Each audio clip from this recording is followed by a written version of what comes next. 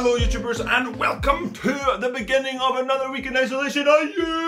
But today we're talking about taking care of ourselves on or during these strange times. So just finished up a lovely little 90 minutes right here. And to keep an eye on my body, kept track of my heart rate, or I keep track of my heart rate pretty much on every workout I do. So that was actually a 119 and 56.5, so it was 0.3 or 4 faster than the last one I did, which was Saturday. So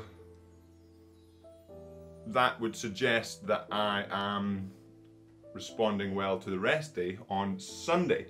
But being in isolation is not all about being physically fit or physically rested or just anything physical. It's also mental as well, which is a massive part of everything. As I know I'll do a lot of the videos to do with rowing and to do with sport, to do with exercise, but I do try and involve everything, whether it's, I've said before, whether it's going for a job interview, which we probably won't be doing much of at the moment, but looking after yourself mentally as well as physically can have huge benefits for you as a human being, whether it is in the workplace, whether it's in the gym, or just in daily life. It can be absolutely massive. And there's so many things you can actually do to help improve your mental health as well as your physical health. And the physical health improvements are more of the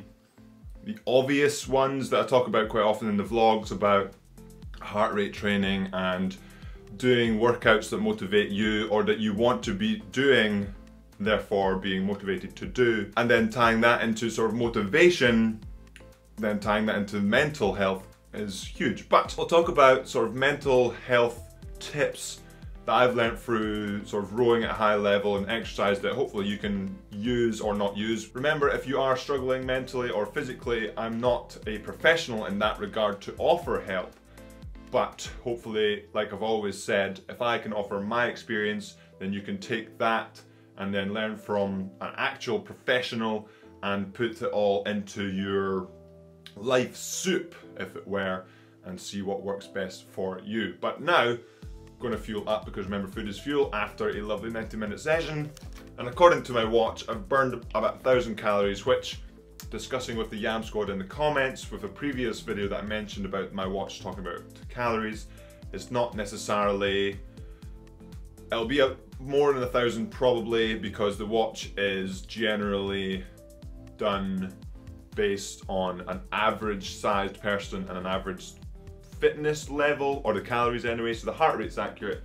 But according to the erg, which is also based on not my body size, not my weight, it says I burned 1,600 calories. So it's going to be probably more than 1,600 calories, or around 1,600 calories, because yes, the erg is based on, I think it's a 175-pound person, I think, which I am about 200 and I think I'm 230-ish, and therefore it should mean I burn more calories, but then I am probably fitter than average calculation, so it would bring it back down. So it'll be interesting to actually get a more accurate sort of representation. Maybe I'll put the heart rate and weight into another calculation and come back to you later on in the episode.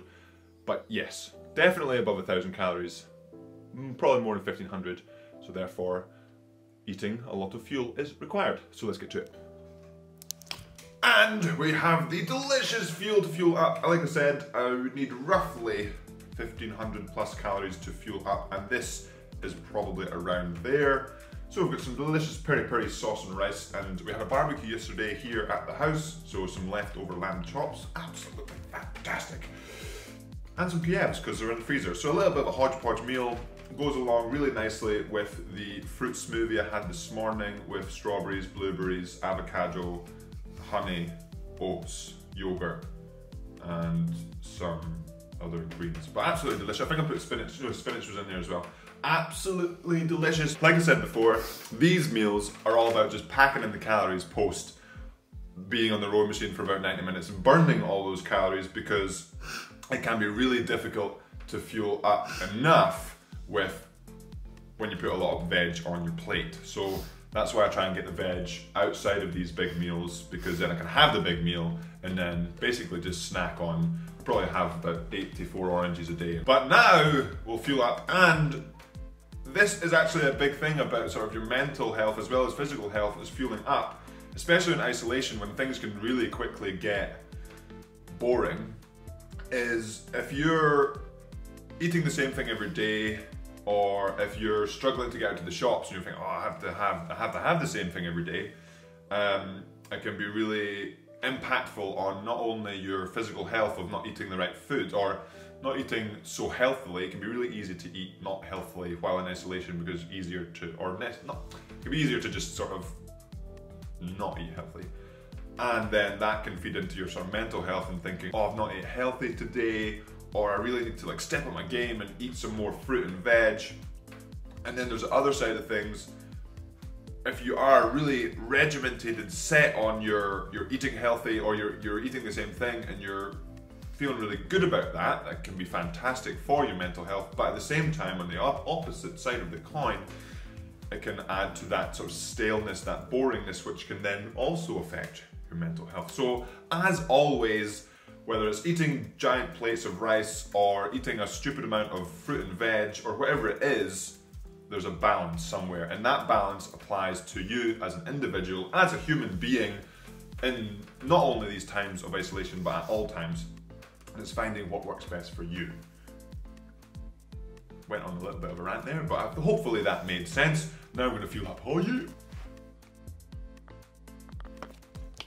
And we've finished fueling up. Yam has taken a lovely time of day for a nap, and we're talking about mental health sort of tips or improvements that we can do in isolation to help us get through isolation healthier and happier. And if we can, at the very least, get through isolation how we started, that's absolutely fantastic. But if we can get through even stronger, whether it's mentally or physically, that would be absolutely brilliant. But there's obviously one big thing for me that helps both physically and mentally, and that is exercise. Usually for me, it's getting on the rowing machine, and like I've said before, getting on the rowing machine is for me almost like an escape from just everything. So it lets me just concentrate on the rowing machine, and it's there. So for example, this morning, 90 minutes, just sitting there, and all I can do is row on the machine. I can't really do anything else. I can watch some videos, I can listen to some music, but I can't really go and do some gardening on the rowing machine. I can't do anything else but row. So it's that time, that 90 minutes every day, or roughly 90 minutes every day, where I switch off from the outside world and have a different focus. Then there's the benefits obviously from exercise physically, like cardiovascular benefits, but there's also a huge amount of mental health benefits that you can get from exercise as well. It can reduce your stress levels, reduce your anxiety, increase brain power, increase your mood, increase your quality of sleep, which that's a big one for increasing or having mental health benefits as well. But exercise is absolutely massive to help sort of that mental health as well as that physical health, especially in isolation. We can all do exercise in isolation. In Britain, we've been given the amazing opportunity. We are allowed out once a day for exercise. So generally that is sort of a run, a bike, perhaps as long as you're obeying the social distancing laws, rules, take your erg for a walk a little bit. But if you don't want to go outside, you can do home workouts, and obviously it's easier said than done, but you can do body weight exercises, which hopefully I'll get a little video or two made in the next week or two about sort of rowing related home workouts as well as non-rowing related home workouts that you can do without a rowing machine, and either without any equipment or with minimal equipment. So hopefully that'll come out soon, and that's for future Yam Squad to look forward to. But there's also other things that can benefit mental health. For example, things like meditation and really taking the time to think about you and just work on you as a person rather than I'm going out a run and I'm working out physically, so therefore I have to be fitter. More working on you internally, if that makes sense. And there's so many apps out there. I won't recommend any one in particular, but just head on the app, one of the app stores out there. Loads of guided meditations, whether it's on your phone or you can head onto YouTube, loads of different guided meditations that you can follow, and it can really vary on what you're looking for, whether it's sort of a focused one or just a nice easy beginner one or advanced one, whatever it is. There's loads out there which can actually make a huge, huge difference, and there's loads of different benefits of the meditation side of things, like controlling your breathing, controlling your sort of body internally, having a little bit more of a understanding of what your body's doing. And then that leads on to sort of that mental health benefit of, okay, I understand what's happening with me and therefore I can do things to help me out, whether it's mentally or physically. But that will be it for today's episode, Jam Squad. Hopefully you are staying healthy and you're all staying fit if you can, if you're able to. And as always, remember to subscribe if you haven't already. Hit that like button and I will see you tomorrow for another episode of the vlog. Oh yeah!